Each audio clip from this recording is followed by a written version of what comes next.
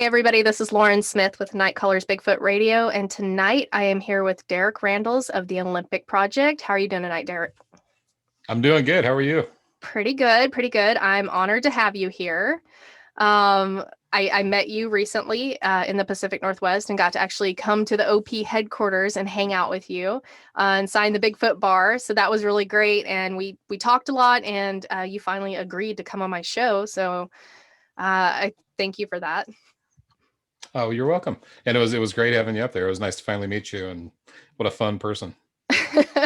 um, I mean, I had a really great time and I didn't want to leave. So, like, I probably would have moved in if I, could have That managed that. that that place has that effect on people. It really does. It You get does. there, you spend some time there, you don't want to go. You really don't. It's absolutely gorgeous up there. And then, there's the OP. It's really fun. You guys are so welcoming and inviting. I had a really, really great time. And I learned a lot just by even like perusing the walls. And, like it took me a couple days actually to get around everything and see everything you have up there. But it's like a Bigfoot museum. It's awesome. Yeah, it's kind of cool. We've had the luxury of having a bunch of different people from the Bigfoot world there, and a bunch of expeditions, a bunch of public, a bunch of enthusiasts and whatnot. And usually most people bring something, Yeah. and so it ends up being this museum type place, and I know I it's left a great. But few yeah, things there. I left a few I things. did. I think you did. I noticed. Thank you. Fun um, stuff. so how long First of all, how long has the Olympic project been a thing, and how long have you had that property to be filling it up with all these things? About 13 years. Oh, wow. Okay. So yeah, I've been in research for a lot longer than that. But as far as the Olympic project is concerned, it was born about 13 years ago. Okay. And we actually started the Olympic project before we acquired the property. Okay. And All we were right. doing camera work near there, which was kind of a coincidental that we ended up with the property. That's awesome. That's awesome. I just know that it's like 13 years of accumulated stuff, and it's an amazing legacy. Really, it really is. There's stuff from the beginning to now, and I'm by the beginning I mean like Patterson Gimlin beginning. Like, I mean, Mm-hmm. it's really awesome. I felt very privileged to be able to stay there and just kind of look around. um, okay, Good. You're so welcome back anytime. well, thank you. You be careful with that invitation because I seriously might just move in. Um, Lake Crescent's what really got me. I'm not Mhm. gonna lie. I loved hiking around the OP. It was absolutely beautiful, but I took the boys to Lake Crescent and it was just like mind-boggling how beautiful it was I think it's one of the prettiest lakes in the in the northern half, world. northwestern part of the United States. Yeah, Pretty much the because it world. is gorgeous, It is. absolutely It's gorgeous. it's so beautiful and it's right up the road. I mean, it's like just not that Hmm. far away and it's amazing. Okay, so let's just take it from the top. How did you get started on this topic? Well, in August of 1985, I was off trail hiking with some friends of mine. I kind of grew up hiking, going up trails and then leaving trail, and doing a lot of off trail hiking. Me and a couple buddies, we did it every year, multiple times a year, and it was on just one of these trips up out of Lake Cushman, which would be on the eastern part of the Olympics. Hmm. And what we would usually do is we would leave a couple vehicles at a trailhead and then get dropped off at a different trailhead. We'd go up so far and then kind of circumvent the wilderness and come down on a different system several days later. So it was on one of these type trips that we were heading up the Skokomish River Trail, and we got a late start.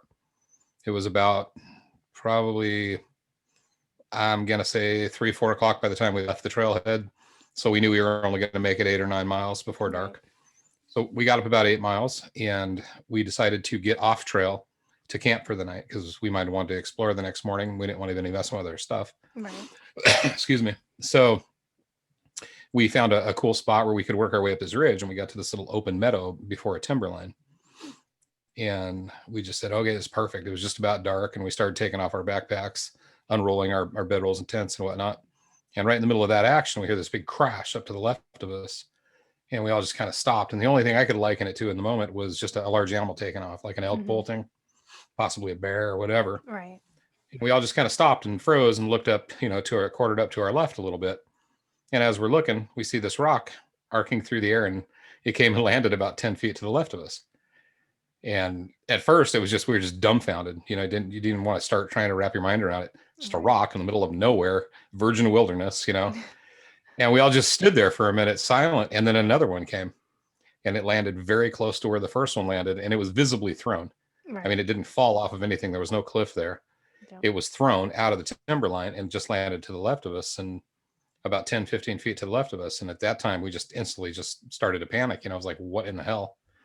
Could there be a hiker back here tossing rocks at us? What's happening?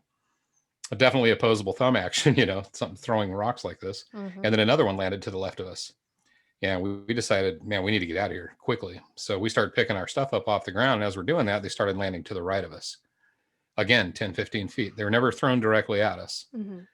And another one, and then another one. And by the time about the 6th or 7th rock hit, we had our stuff handled up under our arms. Didn't even put our backpacks on, just picked stuff up off the ground. Oh, man. And started running down this slope towards the trail. And Jim and Mike were in front of me, and I was coming down behind them. And I just recalled, still didn't have any idea what was happening other than we needed to get out of there. Right. And I remembered I had a pistol in my backpack. So I slid to a stop and rifled through my pack real quick and grabbed my pistol, stood up and just turned around before I headed back down the hill. And when I turned around, this thing had stepped out into the open. It was probably 60, 65 feet from me. And I was just standing there swaying back and forth, and time just froze. I was like, what? And I don't know I didn't know what it was, but it wasn't there. And it had this classic patty shape, and it's just standing there. And the only movement is just a slight sway back and forth. And it terrified me. And so I turned and didn't think about shooting it. Kind of actually forgot I had a gun in my hand. Yeah. That was the next question. Hauled ass after my friends, and we got down to the bottom and they were putting their packs on. I didn't say anything. I just stuck my pack on and we started running down the trail back towards the trailhead, which was 7 or 8 miles away. We weren't going to get far. At this time, it was just about dark. So we ran down to the next wide spot in the trail, basically along the river, which is called Camp Pleasant. And right as we got there, 3 other hikers were coming up from the bottom, and we come in all exasperated. I've got a gun in my hand. We disheveled, you name it. And they came up and we're trying to explain it. We've been running, so we're out of breath and whatnot. And we started explaining to them what was going on. And then we hear a crash above us again, like this thing had paced us down the ridgeline. I can't say it did, but there was definitely a lot of movement up to the right of us. And so that spurred me. And then about 3 weeks later, I was so curious about the situation that I took my girlfriend at the time, who ended up being my first wife, and we hiked up there. And I found the first tracks that I ever found about 3 weeks later.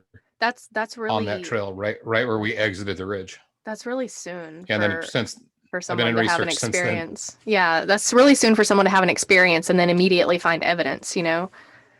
That's pretty rare. Well, it was eating at me, and I was arguing with myself about what I saw. Right. I didn't want to admit that I saw anything. I didn't want people to think I was nuts. So you didn't tell your friends what you saw? I didn't tell my friends for a long time. I think they kind of figured. Yeah. Because I was like the busiest Bigfoot researcher in the world in like 2 weeks. I mean, I was reading everything I could and just everything I could do in 1985. Right. No internet, no, that I could do to start researching. And I eventually told them, but I had to deal with it in my brain before I could really say it out loud, I guess. Yeah. Yeah. So, yeah. It can screw with your mind, something that's not supposed to exist, but you saw it. Yeah. Yeah. It literally rerouted everything I was doing. Everything I was doing to this day. Yeah. You had mentioned, and just let me know if you want to go into this, but you had mentioned actually that what you do for a living was affected because of this. Yeah, well, actually, my primary company that I work today, my business is August will be 30 years that I've been in business. I started this business so I could put a staff in place so I could go out and chase sightings and do my research. That's insane. And have the time to do it. That's insane that you were that motivated by what you saw, that you literally did change your entire life to pursue this. Yeah. It was a mixture of motivation and fright. I mean, it was I'm not gonna lie, I'm a fairly masculine man, but I'll tell you what, that thing scared the hell out of me. Yeah. And it took me a while before I was anywhere comfortable in the woods, to where I could, reckon with it. It took me a long time. Right. And to this day, the minute I step in the woods, anywhere I go, the minute I step in the woods, the very first thing on my brain is that. Yeah, absolutely. Your head's on the swivel. You're looking. Hmm. So what that was your first sighting or experience. I guess where did you go from that? Like where you obviously went into research hardcore. It was the 80s, and so I mean, there were there just a lot of other researchers, or did you have to go find No, people, or did you find well, sighting reports? Like where did you go from there? I just watched every show I could on television. I read every book I could get my hands on. I started talking to people. I did some local stuff, around where I live. And then, of course, back up in the same area, uh, the people that I saw on TV, like Dr. Jeff Meldrum Mm-hmm. and a few others, I reached out to them, in a couple cases, I drove to their homes, Mm-hmm. just to talk about my experience and to find Yeah. out how I could get involved, what I could do to be proactive and help the subject and learn more. And so I literally did that. I mean, I reached out to different people. There were a couple loose organizations back then, and I just got busy kind of doing my own thing independently. And then consequently, I ended up on television a couple times Mm-hmm. because I got so far into it. And then some of the people that I had reached out to back then started reaching out to me, Okay. which kind of got me going, which was really cool. That's probably one Yeah. of the coolest parts of my journey is when they started reaching out to me. Yeah, definitely. No, that's awesome. I mean, I can't imagine from where you started to where you've become and becoming kind of, someone that other people turn to and ask for your opinion, your advice. Like that, to me, Right. that means they respect you and that you've really diligently worked to find all the information that you can about this. Yeah. I just want to learn. And, that being Hmm. said, there's a lot of crap going on the internet right now and a bunch of stuff about expert this, expert that. I am not an Yeah. expert I'm an expert in landscaping and patios and retaining walls. I am definitely an expert. But when it comes to the subject, I don't believe there are any experts at all. There's just people that have learned stuff Hmm. and people that are trying to learn stuff. Right, right. And I'm one of those people that's learned a lot of things. Yeah. And I enjoy the search. I enjoy learning. And when my first sighting happened, this passion just started growing inside me Hmm. to learn. I mean, to this day, I want to know as much as I can about these things. Absolutely. And it's really that pure. I don't want to prove it. I already know they're real. I don't care about proving it. There's no pot of money at the end of the rainbow. There's no pot of money at the end of proof. Maybe there is, but I'm not interested. Hmm. I want to know as much as I can about these things because they're amazing. Right. I still think they could be very dangerous, but they're amazing. The whole phenomenon is amazing. And I simply just want to learn as much as I can. And I have learned a lot. That's awesome. And I mean, I think that that's vital to this is that you do want to learn because you can never know everything. And as Right. long as you continually want to learn, you'll do well in life, but also in Bigfoot Hmm. research. When you think you know Right. everything and you don't want to learn anything else, that's when you usually should just hang up your hat. I feel like, my Agreed. opinion. Agreed. Agreed. Well, My there's opinion. people in this field that have an agenda here, there, everywhere. Hmm. I really don't. I Yeah. just don't. Other than my agenda is just to learn as much as I can, and pretty much we're pretty like-minded in the Olympic project. Yeah. We are not out to prove anything. We just putting together the data as we learn it. Right. And I think that's a good goal to have is just get everything that you can when you come across it, but you guys, what I Mhm. love about the Olympic Project, you're one of the groups that I really respect, and it's that you guys get out there to get it. Like, Oh yeah. there are some groups that, or some people that just can't get out there, but you guys can. And so you're bringing back just a lot of great stuff that the Bigfoot Mhm. community needs to solve this mystery, right? Yeah, I mean, to date, we have probably through David Ellis, we have the biggest Bigfoot vocalization library on the planet. That's awesome. Uh, yeah, and the nest studies that we've been involved with for the last 6 years, the amount of data we've gleaned over that period of time is pretty amazing. Yeah. There, like I said, there's just a lot that we've been involved in different DNA studies with the Melba Ketchum study Hmm. and a couple others. I've done DNA stuff with Brian Sykes, and there's just been a lot of stuff that we have brought to the table. And there's a couple people out online right now on YouTube and other places, and they're just demanding that people tell the truth and say what they've shared and say what they learned, Mm-hmm. we do. Yeah. We just don't put it up online on Facebook to be argued about. Right. We Right. do speak of it at symposiums. Mm-hmm. When we do a conference or something, we put it all out on the table. Right. And, we're not holding anything back at all. But there's just a lot of stuff that we've learned, a lot of stuff that we've gathered. And Yeah. if the Olympic project shut down tomorrow, the amount of stuff that we have would be one hell of a contribution to I think learning, that's more about amazing. these things. You guys, I mean, y'all are doing really good work, and you're doing it in a way that's not look at me, look at me. It's more, we really want to further this research to get to the end goal, right? Pretty much the opposite of that. Yeah. You'll never find me with a YouTube channel or anything like that. I just don't care. Well, that's because you're too cool for YouTube. You know that. Oh, I don't know. I don't like looking at pictures of me anyways. I don't want to see videos of me. Do you have the monitor turned off so you can't see yourself right now? No, I'm looking at you. Oh, okay. Yeah, no, that makes sense. Okay, so I have so many questions, and you've like touched on pieces of them, so we're just gonna delve right in. Sure. This is the one I was gonna save it for the very end, but I can't. Like, I need to know right now. What is your goal in this topic for your research, data collection, everything? What is your goal? What do you want to achieve? Great question. And my goal is, if species verification ever happens through the government or through a research organization or whatever, we want to be able to take this giant package of data that we have collected and turn it over and say, here's what we know.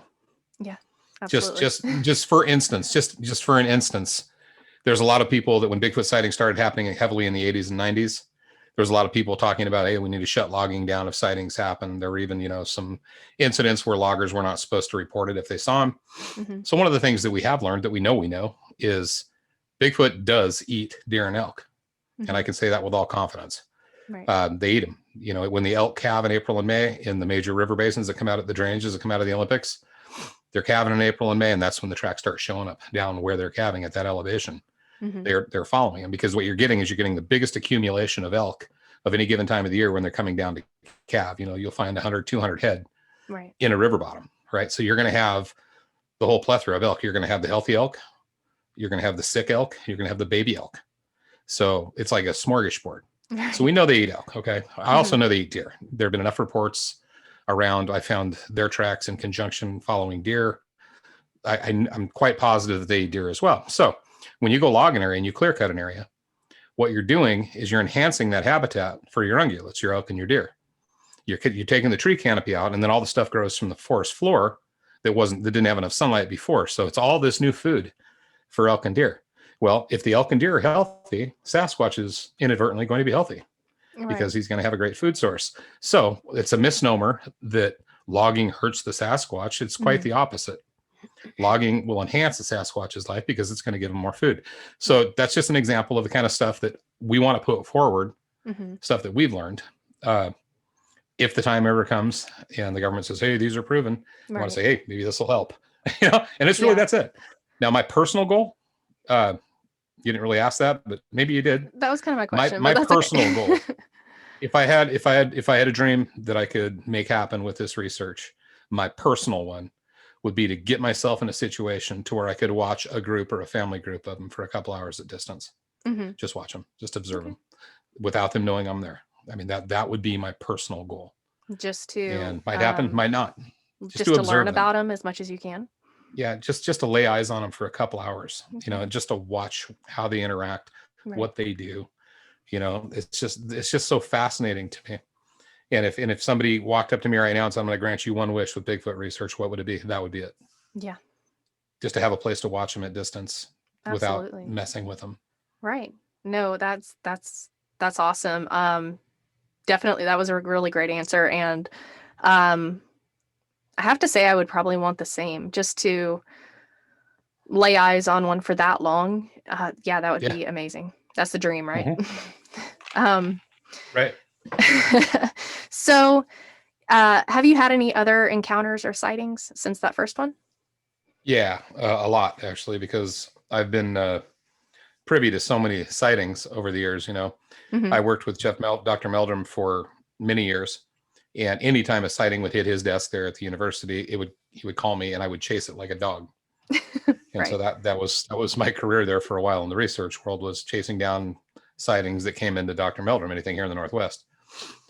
Uh, so yeah, I have been, and sighting chasing isn't really effective, because by the time you get there, generally they're gone. You might get a track, you're going Hmm. to get a witness statement, you might get some hair if you're incredibly lucky. But I've been around them, as far as I can surmise, probably 9 or 10 times in fairly close proximity. Hmm. I've seen two, possibly three, Okay. and that's it for what, 37 30 years of years. research. Yep. And but the times I have been around them, there's no gray area, Right. because usually there's tracks in conjunction. We have vocalizations recorded, uh, been charged. It's without them revealing. They have the most uncanny ability to get very close to you without showing themselves. They And a lot of people chalk that up to the paranormal part. I don't know what I chalk it up to, but it is an amazing skill. it's And I think just that's what it is. it is skill. That's their Yeah. domain. This is Oh yeah. literally what they are bred to do, is be elusive. That's Oh, their we are MO. infants out there compared to Yeah. their Oh, woods knowledge. I mean, we're civilized. Like I told you at the barn, when I go into the woods, I shed my humanity. hmm But no matter how much I shed my humanity, you still can't come close to, that's their no, domain. That's what they yeah, do. And I try to tell people every single move that they make is based on their goal to stay elusive. So if they bingo. have the choice to interact with you or to slide off into the shadows and disappear, usually they're going to slide off into the shadows and disappear, unless you're close to their family or their food or in their territory. There are reasons they're going to shoo you away, but their ultimate goal is going to be to go the opposite way, which is why there are so few sightings. hmm My Agreed. opinion. And I think all of their movements have purpose. I mean, Hmm. humans are like la la la, we get Yeah. distracted. Yes. We're all carrying these computers around in our hands now, All and right. we're just distracted so easily. I think like you said, every step they take, I think they almost move more of a militaristic fashion Hmm. than just a haphazard fashion. Just for Yeah. their own secrecy. No, They're obviously absolutely. incredibly smart, and they know how to stay away from us. Absolutely. So I was told to ask about, somebody gave me some tips on you, and Oh boy. for this interview, they said, can you please tell us about the scariest possible encounter other than your original sliding or the baby crying event? And then I also want to know about the baby crying event. Okay. Other than the baby crying was as scary as the first one. That was terrifying. But I've been around them. One time in particular, I was in the Blue Mountains, again when I was working with Dr. Meldrum. Uh, we had gone on expedition, and not a paid expedition, but an expedition into the field. Myself and a partner of mine and two other people, Hmm. where there's some elk hunters that had a sighting, a pretty reliable sighting. So we went down into this area, way off trail, a day and a half pack in, day and a half pack out, and during that expedition, we found two amazing tracks. I mean, very, very good tracks, and which was great. Didn't have a lot of activity down there, but we came out, uh, and we got back to our camp, which was on the rim of the Mill Creek watershed just outside of Walla Walla. And the Mill Creek watershed is a vast area with no human admittance. You're not supposed to go in there. They'll Hmm. open up a couple elk tags a couple times a year or once a year for elk hunters to enter the watershed. Beyond that, humans can't go in there. Right. So I'm quite sure, and plus with working with Dr. Meldrum in that area, we're quite sure there was a group of them that lived in there. Hmm. Anyways, the final day of this expedition, we had just finally hiked out to the truck, which was right on the rim of this watershed. And there was a sandy area, surrounded by trees pretty much, and just a little access road in. That's where we camped. And so it was the last night of the expedition. We'd hiked probably 30, 35 miles. We were exhausted. Got to camp, turned the truck stereo on, opened a bottle of wine, sat back and just chilled, rested our legs and just ate a big dinner. And we were all just kicking back and enjoying life. And started to go to sleep, started to fade off about 12:30, 1 a.m. and all hell broke loose. Broke loose. Yeah. Something came up into our perimeter, probably 20 feet off the timber line around this circle, and started circling us with purpose. Breaking trees, stomping, throwing just the most violent display, kind of like what you would expect from a silverback male gorilla that's being territorial. And it circled us basically before we could get any illumination on, because we were in our tents. And this thing did a full circle around us. And then it started circling back. And my buddy James, we got him awake finally, and he flipped a spotlight on, and it stopped just in its tracks. And our hearts are pumping. We're like, what in the hell? This thing sounded huge. It sounded angry. He turned the light off, and it just went on. And finally, we're all just like, we need to do something. We're armed at this point, and we didn't know what was going to happen, but we kind of just all gathered and stood, took the spotlight and started shining it around, and then we turn it off. And then finally this thing bolted, and we could hear it leaving down the ridge.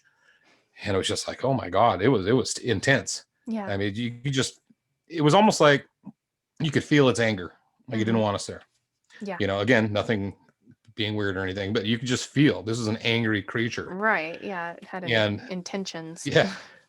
So I had to be back about 8 hours.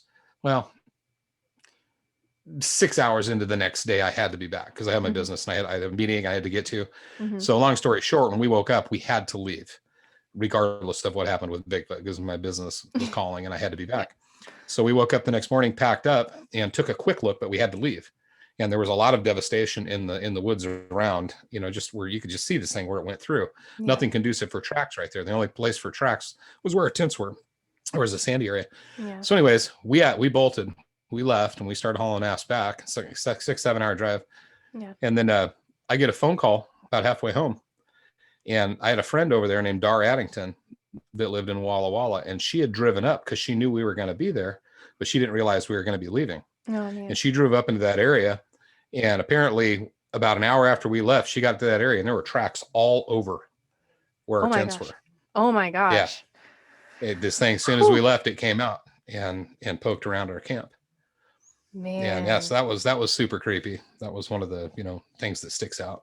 I've had a lot of reports given to me, an experience shared with me where I don't know how else to say it. The Bigfoot throws a hissy fit, or whatever it was. But, if it was something else, you would think there would be other signs of another mammal doing that. But, where what they think it was a Bigfoot, and where it just basically threw a hissy fit, pushing down trees, throwing rocks, throwing branches, just making a god awful noise, throwing a hissy.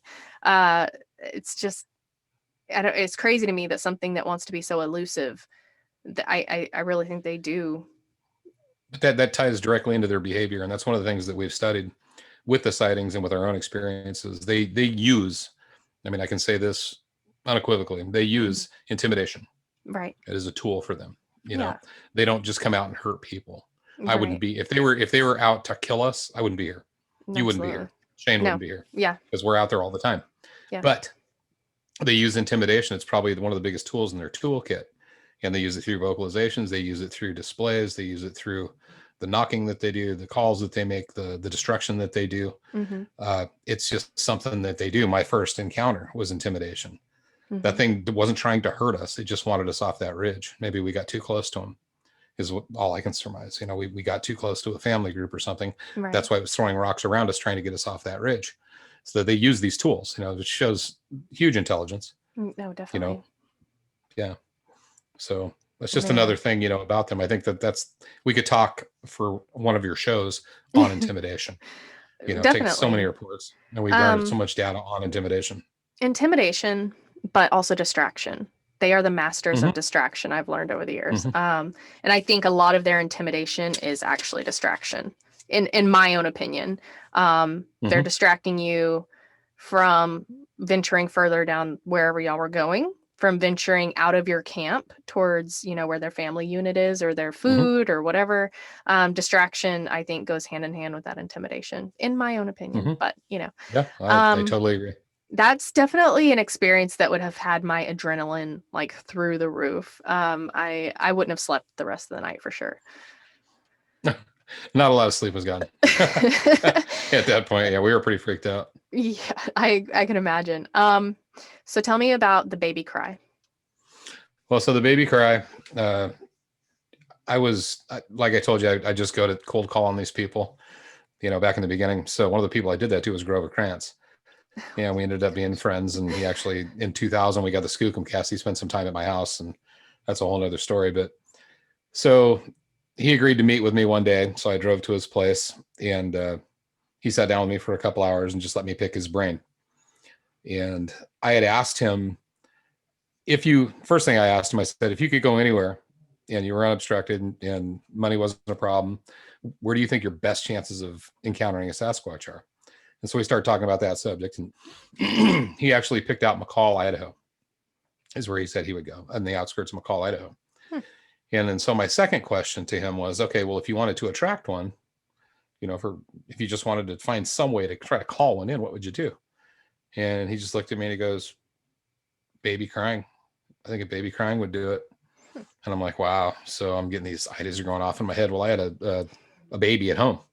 I've had lots of babies, 5 kids. So those days there was always a baby at home. So I went home and recorded, and I thought that was the best idea I'd ever heard. It ended up being one of the dumbest ideas that I've ever initiated.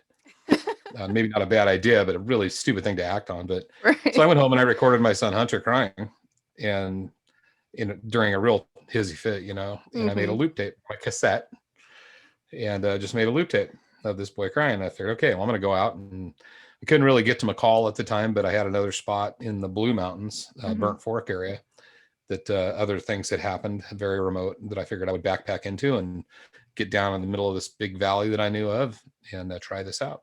It's exactly what I did. So I hiked into this area, and I was about a good 8 hours straight in off trail. And I came down in this valley, exactly where I wanted to go. I kind of ended up looking at maps. And in the bottom of this valley, there was a creek running through it. And there was a brush line, probably about 8 to 10 feet tall, where the sunlight could get through the canopy. And it was kind of cleared. It was a really unique little river valley, and then timbered slopes going up on both sides. So I'm thinking, man, the acoustics down here should be perfect. So I got down there, and it was nearing the end of the day, many miles off trail. I was getting tired, wanted some food. So I went down to the creek, and I went up about probably 60 to 70 feet off the creek, up the slope a little bit. I found a tree that I could lean against, and I just leaned against the tree, ate my food, and at this time it's starting to get dark. And thinking, man, such a great plan. I'm so proud of myself. And get my food down, and I wait till about maybe 2 hours after dark, and I start playing this tape. And the acoustics in this valley were exceptional. And oh man, you talk about surreal, listening to my kid cry and having it echo through this valley. That's creepy. And not surreal. Once creepy. It was doing it was creepy. And once they started doing it, the reality of the situation started to creep in on me a little bit. It's like, what the hell are you doing? Okay? And so I'm brushing that out of my mind, and I just kept the tape going, research first, and kept it going to where I finally started getting a migraine. And I just couldn't hear it much anymore. And honestly, right about before I turned the tape off, I hear this crash on the ridge opposed to me. So down across the river and up the other timbered ridge, I hear this crash, and I'm thinking, oh, wow, what's going on? So at the time I was working with Dr. Meldrum, and he had outfitted me with a Sony hotshot video camera, which was state of the art then. And a Gen 3 monocular, night vision monocular that actually married itself to the end of this camera. So I could film in night vision, which back then was pretty hot stuff, right? That's hot. That's high tech for sure. High tech. Well, the Gen 3 is still pretty high tech. That's still good stuff. But the camera, a little shaky. But so I've got that ready to go. I've got a sidearm on, and I'm thinking, okay, well, I'm safe. I got this, And so I'm playing the tape, and I can hear this crashing continuing, but now it's starting to come a little closer. It's coming down slope, and I'm starting to figure that it's coming to my sound, whatever it is. And it's coming, and the whole thing's kind of in slow motion. And I'd hear a crash, and it'd be silent for a minute. Then I'd hear another crash and be silent. And then the next crash I hear is a little closer. And then all of a sudden I'm starting to get nervous. And now it's dark. I mean, it's just, well, it's been dark. It's dark, super dark. And I've got the stupid camera. I've got a 357 on my side, and then I'm starting to feel very vulnerable. And as time went on here, this thing's getting louder and louder and louder. Now I can hear that it's actually moving continuously. It's getting close enough. It's just moving. It's not like crash and stop, crash, stop. It's just actually coming to me. Yeah. And it's coming down that ridge, and my heart's starting to beat. And I'm like, what am I going to do? What am I going to do? And it's coming. And then I could swear that it's bipedal at this point. Just Right. crash, crash, crash, crash. And now I'm scared. And I'm thinking, I can't go anywhere. I'm like 8-9 miles in, right? Yeah. There's no roads, no trails. I'm stuck. I've got 12 bullets total to my name. Mm-hmm. And this thing's coming. And it's coming. And now it's on the flat. It's on the valley floor, and it's coming at me. And the only thing between me and it at this point is this brush and this creek. And I can't, even with my night vision, I can't see over the top of the brush. I could see the brush line really well, but I couldn't see right over the top of the brush. And this thing is just coming like a freight train. And it got close to that river, and I just lost my nerve. And I switched the tape player off. And it's just like you see in a cartoon when the Roadrunner comes to a skidding stop. Mm-hmm. It just like, and all I can hear is, oh my God. and oh my God, I was petrified. Ooh. And I'm sitting there, and at this point, I'm holding the camera because it's the only way I can see. And I'm got the 357 in my other hand, and I'm thinking, if this thing steps out of the brush, I'm going to have to shoot it. And then the magnitude of the situation and my vulnerability really hit me in the face. It's like, how irresponsible is what's happening right now? How did I put myself in this dumbass situation? I've done that though. And I mean, hindsight's 2020. You're glad you lived through it. Oh my God, I just never took the time to process it in my brain as to what type of response this could elicit. Yeah. This could be an angry mom. This could be a pissed off dad. This could be a rabid bear. It could be all of these things. Yeah. And I was thinking to myself, how did I think this was a good idea? And why did I let myself come here alone? Right. And I just felt like to this day, I feel like a moron for putting myself in that position. And so I'm sitting there and I'm shaking. I'm scared to death. At this point, I don't want to be a researcher. I'm done. I'm like, don't walk through that brush. I do not want to see you. I was scared. Man. Yeah. And I'm like, please just turn around and go away. But I'm afraid to make any noise. The minute I turned that tape off, it was like somebody hit stop or pause. And it just stopped, and it didn't come another step closer. And all I could hear was breathing. Well, pretty soon I can't hear breathing anymore, but it hasn't moved. It's still there. And I know it's still there. And again, I'd been hiking all day, rough terrain, and I'm sitting there and things are starting to calm down, but I know it's still standing there. Yeah. And I finally sit the camera down. I won't put the gun down. And I just telling myself, okay, if I start hearing movement, the camera's going to come up and I'm going to be ready. Well, never did. And I sat there for a little bit, and I actually, believe it or not, I fell asleep. I don't doubt because it was pitch dark. I was exhausted. Adrenaline crash, honestly. Yeah. Oh, big time. Yeah. And I just passed out. And then the very next thing I knew, I'm still sitting in the same spot, gun in my hand, didn't even drop it while I was sleeping, and woke up and blue sky, fear gone.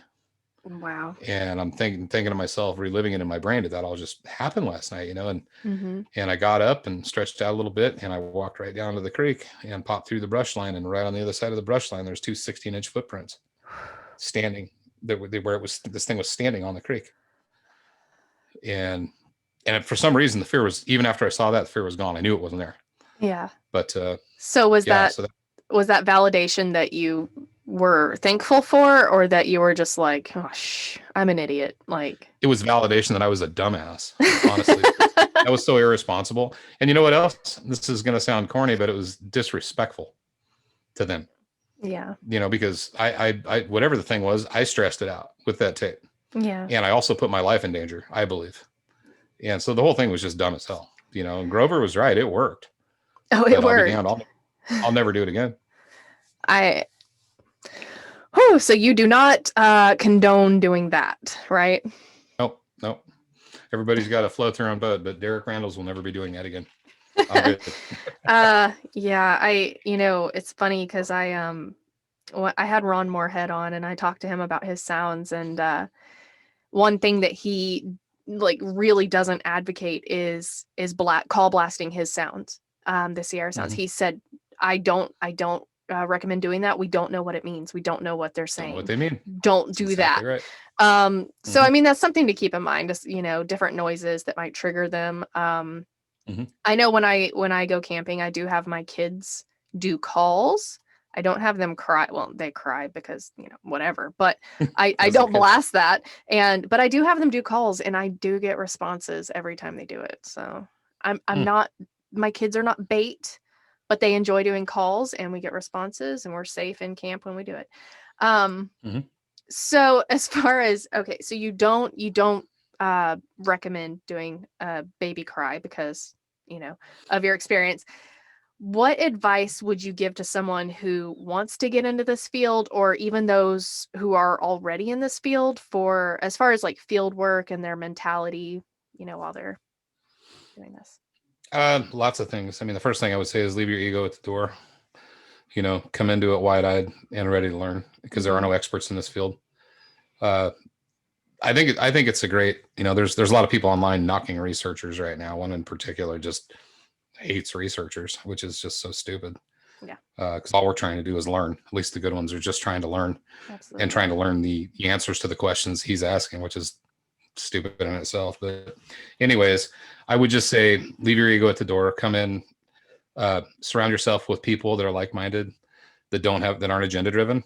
Uh, and first and foremost, one of the things that I'm a big advocate for is being prepared in the wilderness. Like the Yes. conversation we had earlier today. Mm-hmm. People, hey, I want to be a Bigfoot researcher. Well, before you're ever going to be a Bigfoot researcher, you better become a wilderness researcher. You Yes, better learn what you're doing in the woods, because you're absolutely. not going to go spend any valuable time in the woods if you don't know what you're doing in the woods. You can't really So one of the things contribute that, either until you know what is not Bigfoot. right. And you can't concentrate on what you're looking at or trying to study if you're worried about your own personal safety. Mm-hmm. So you have to be prepared. You need to be able to tell direction in the woods. You need to be prepared with the stuff that's in your backpack. You need to Right. be mentally prepared. You need to be physically prepared. Once you get all that done, venture into it a little bit if you want to be an in-field researcher. Right. Because if you're going to do real research, you're going to be in the woods a lot. Yes. Trying to pick up on things, and you've got to be comfortable out there. So I actually teach courses here in Washington, wilderness survival, amongst other things, facing predators and things of that nature, just to get people. And I have people take my classes that are in Bigfoot and people that are not. Mm-hmm. Like one of the things that I teach is off-trail navigation without a compass, without a GPS, and not just by using the sun. There's other ways to do it. Right. So it's hugely important to me to Absolutely. be completely prepared if I'm in the woods. So if I get in a situation, I know I can get out alive, or I can get whoever's with me out alive. Right. And then once you get all that mastered, then go in and spend time in the woods and start putting your interest in a certain direction. So Mm-hmm. that'd probably be the first two pieces of advice I give anybody. No, that's really good advice. You cannot bring back Bigfoot evidence if you are incapacitated or dead. So Right. True keep that story. in mind. You can't bring back, Sasquatch hair if you've been eaten by a bear. Right. So tell me about the importance of documentation along those lines. Documentation is hugely important. That's one of the things the Olympic Project's really big on, as you know. Mm-hmm. Without documentation, it's just stories. Right. This Bob saw one down by the garage, and Aunt Mabel saw one in the apple orchard. Right. Stories are great, but if you're going to learn from a story, they have to be properly documented.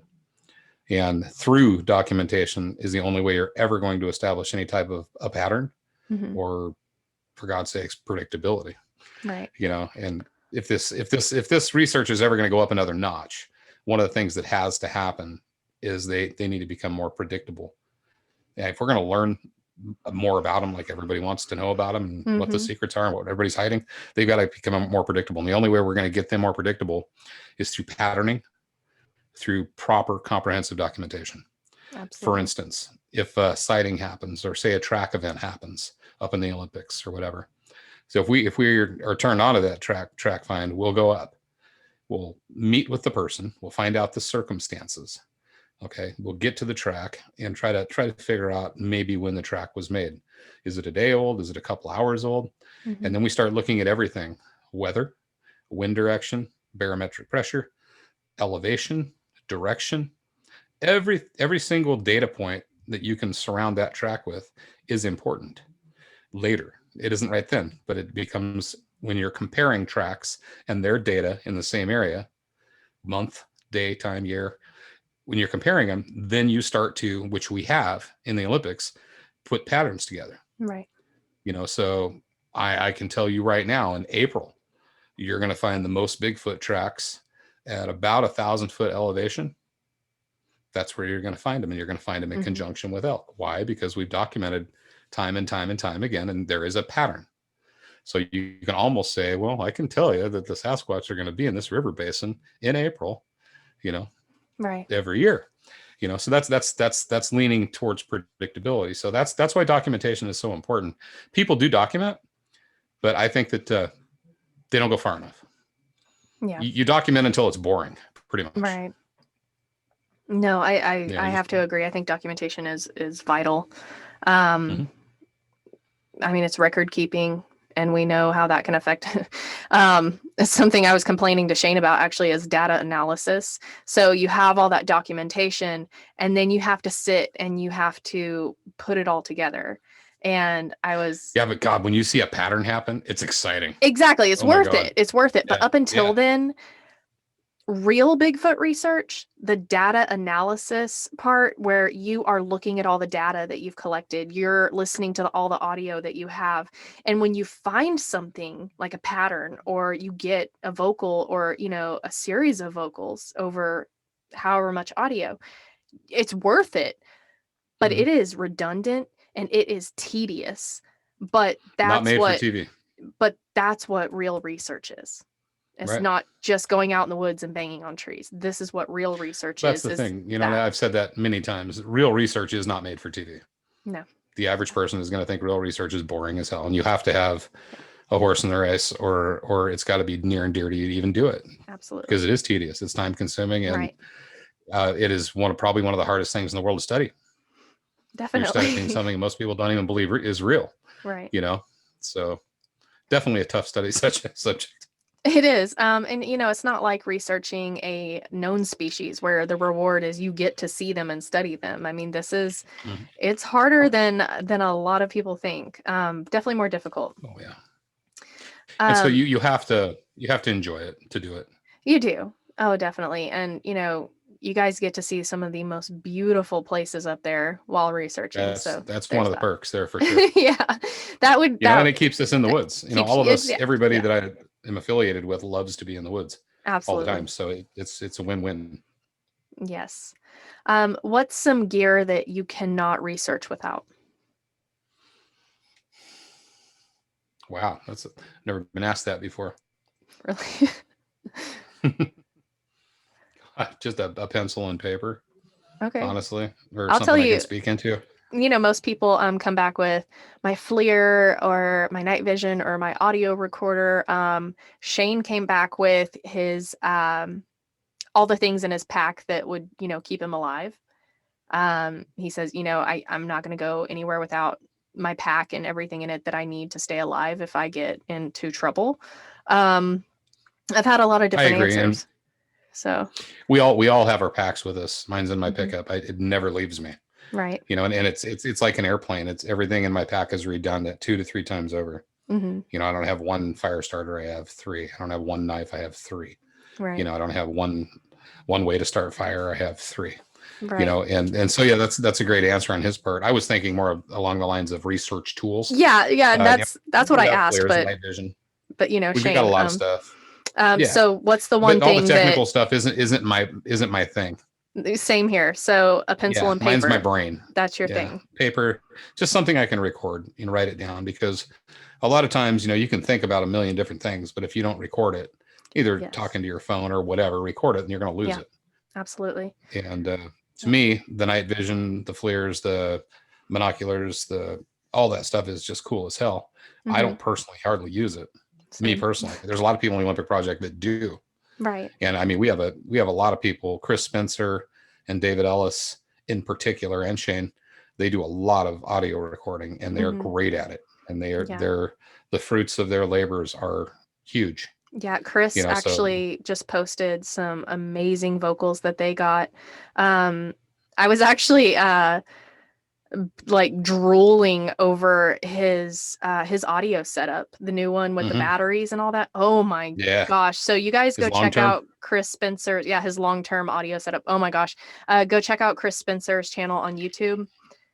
Insane. Like the guy is just I He's a hell of was a researcher. I was He really is. Bigfoot lusting over his whole setup, and I was like taking notes. I was like, that's a game changer. His long-term audio setup is a game changer for so many people. So, Oh, and it's yielding a lot of stuff too. exactly. And he Oh posts my that. God. He's like, Weekly. he posts it and he's not afraid to share it. And I think that's amazing. Mm-hmm. So, Yeah. um, but yeah, I've gotten a lot of answers to that question, a lot of different answers. That's the first time I've ever got pencil and paper or just recording your thoughts while you're out there. Mm-hmm. Just little things that happen that you don't And really now think about or you forget about. I should kind of highlight, my brain is not today where it was 10, 15, 20 years ago. The Bigfoot research has taken on a completely different meaning for me probably in the last 4 or 5 years. Mm-hmm. It's become way more personal. Right. I used to like to speak at conferences. I used to I did interviews, I've been on TV, whatever. Quite honestly, I do research today on my own terms when I feel like doing it and Mm-hmm. how I feel like doing it with the people that I want to do it with. And that it's just that simple. I'm pretty simple. Every day that I do this, I have more of a simple approach, Right. if that makes sense. Mm-hmm. Yeah. I leave the technical stuff to the technical people. Right. Right. Well, you have a really great team that you can kind of depend on. Each person Oh, you're covers right. a different aspect. Mm-hmm. So you're kind of free to go out and research the way you feel like instead of what is needed because everyone else is covering. I mean, you guys have every aspect covered as far as I can tell. So, Mm-hmm. And it's great now because I pretty much stay back, if you know what I mean. Yeah, Shane and David pretty much run the program at this point, and I'm totally good with that. Shane, if I tell Shane that, he cusses at me. Yeah. But he doesn't want me to back down, and I'm not backing out. I'll always do Right. it. But it's just as far as I guess I'm just doing it on my own terms. Mm-hmm. Just what I want to do. I'm trying not to do what anybody else wants me to do. I got to meet you, and I've got a lot of respect for you. It's the only reason I'm doing this interview. Thank you. Because you're a super cool person, super intelligent lady, and I wanted to do that for you. Appreciate that very much. I turned down blog talk shows and TV shows on the daily. Yeah. Not the daily, but the monthly. I mean, I'm not interested in that. I'm just not. I love the subject, but I just want to do it on my terms anymore. Yeah. Yeah, no, I completely understand that. And y'all's research kind of speaks for itself. You have people out there sharing it. So you've done the time. You've done the time, and now you have the luxury to sit back and kind of relax and do it on your own terms and your own pace. So I think that's awesome. Yeah, I don't have any regrets either. Right. It's been, if I had to stop doing it tomorrow, it's been such a worthwhile, fun part of my life. Mm-hmm. I mean, just the people I've got to meet and hang out with, and the places that it's taken me. And it's been, you hear people talking about, oh God, I lost my marriage and this, that, and the other thing over research. To me, that's bullshit. Yeah. It's enhanced my life. It's kept me in the woods. It's kept me around like-minded people. Yeah. And it's been a blast. That's awesome. Once you get over that initial, because the fear is real. Yeah. When you see one, the fear is real and it sticks with you. And it is hard to get yourself back on an even plane. Mm-hmm. The one person I was talking about on the internet, he talks about that a lot. Yeah. And he's correct. It is tough to get over. And one of the things that he does that I do respect is he puts a lot of people, or he tries to put people at ease and to get them back into going outdoors and living their outdoor life again. Mm-hmm. And I think I would advocate for that. I think that is fantastic because a lot of people that have had these sightings won't ever walk back in the woods again. Oh yeah. They won't hunt again, or they won't take a trail again.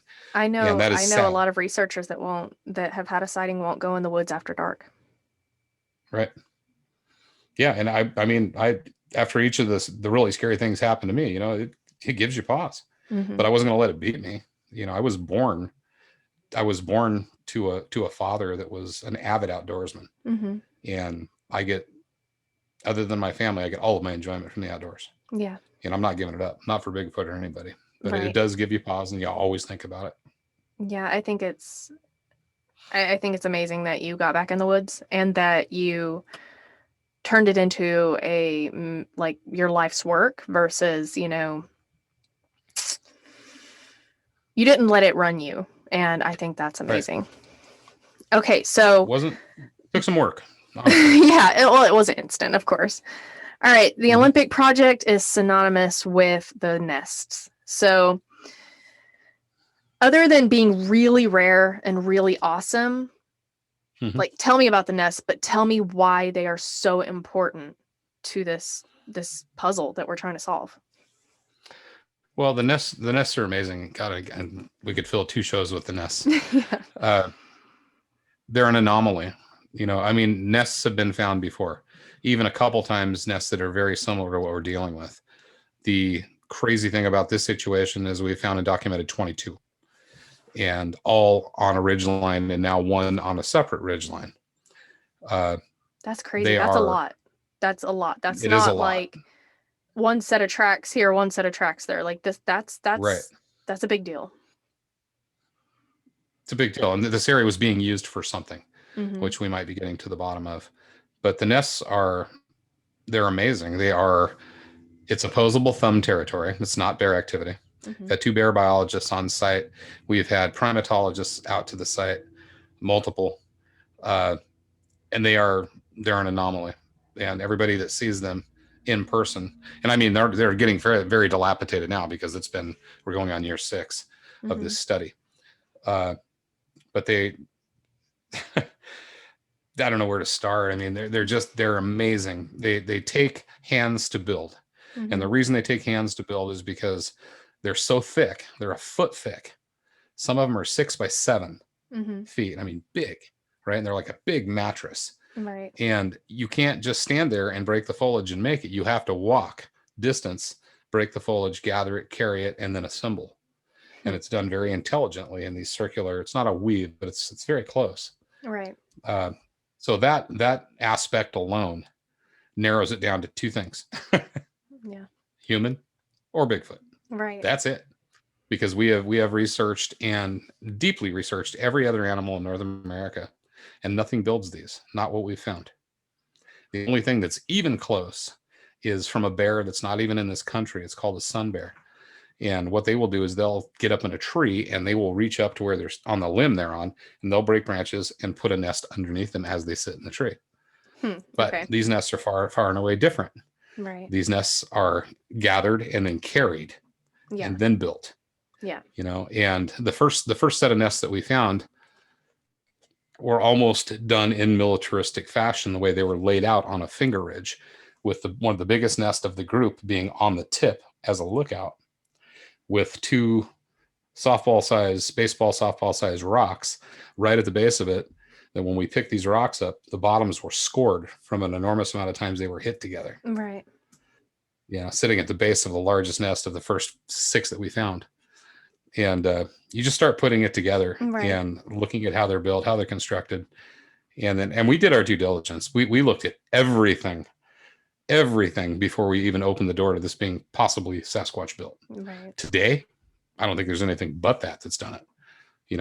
We're going on 6 years And so what do you think they're since we've been used studying this site. What's like that? what do you think what's the purpose of the nest that you guys have surmised? Well, 2 things possible. These, like I said, this is a big subject, so it take a long time to get all the way Mhm. through it. But these nests, we talk about patterns. These nests are on a creek that runs north and south. Okay. This is a western facing slope. And if you've got a western facing slope, then you're on a slope that gets the most sunlight before dark, which will be the warmest slope. Does that make sense? Yes. Okay. So these nests are built on western slopes.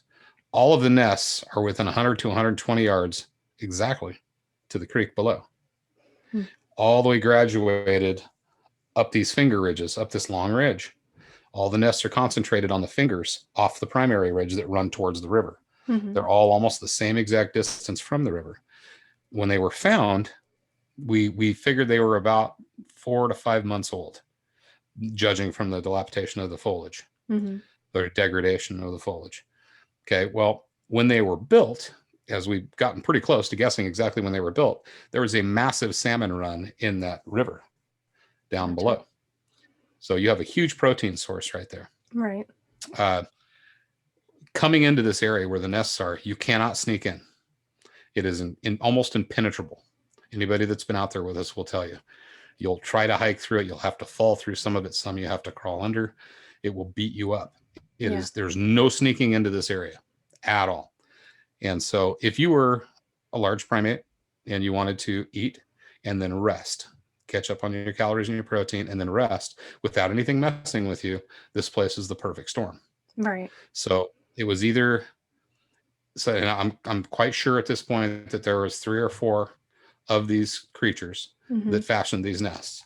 And I think they were either there on a 5 or 6 year cycle to feed heavy on protein during a big salmon run, or it was possibly a birthing event. Okay.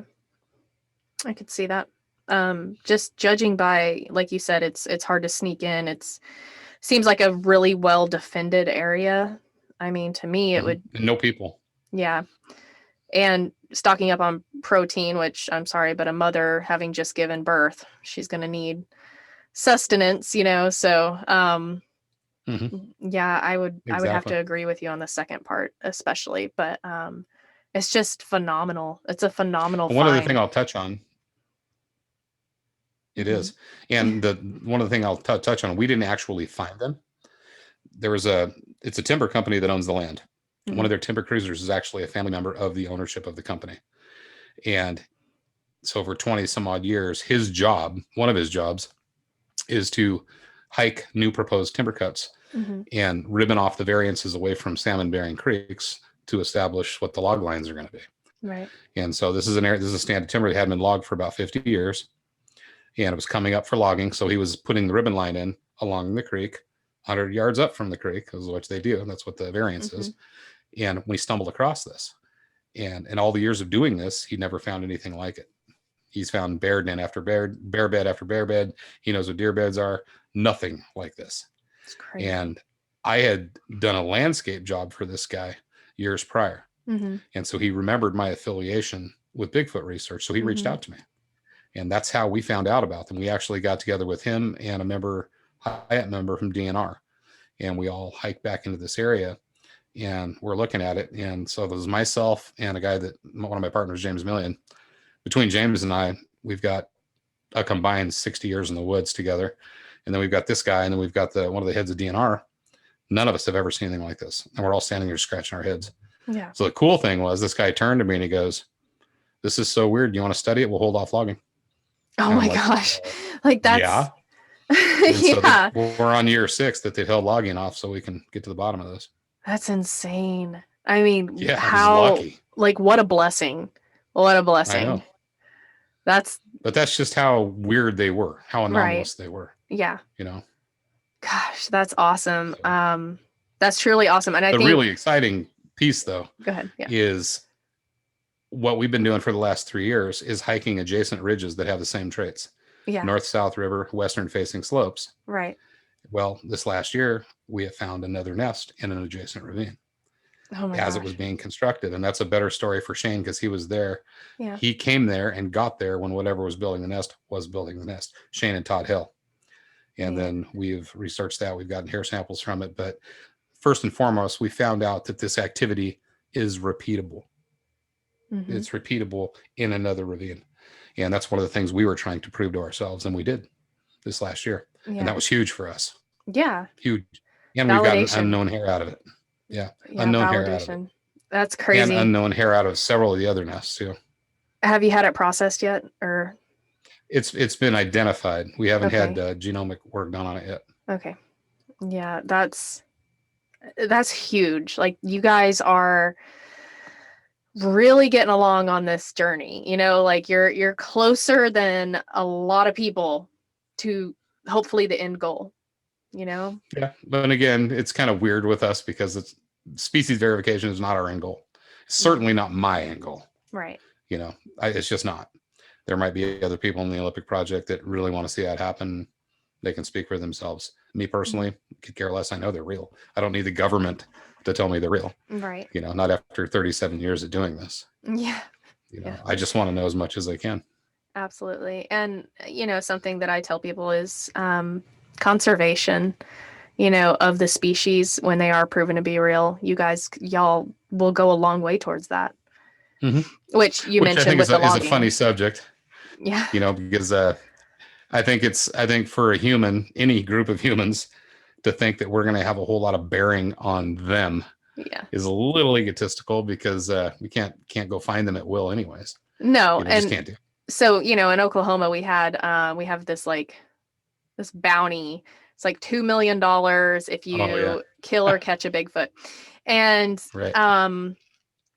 When it came out, I was really upset, and everyone's like, "Oh my gosh, are you worried about the Bigfoot?" And I was like, "No." I said, Joe Schmo is not going to go into the woods and find Bigfoot and kill him. I'm not worried about that. I said, it impacts my research.